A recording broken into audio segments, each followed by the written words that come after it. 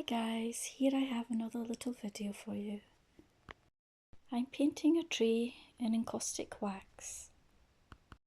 I've already coloured the background in, so now I'm using brown and yellow for the tree trunk and branches. For the leaves, I'm using a paintbrush with hot wax and dabbing it onto the paper. I'm using the colours orange, red and yellow. So I keep doing this until I get the desired effect that I'm looking for.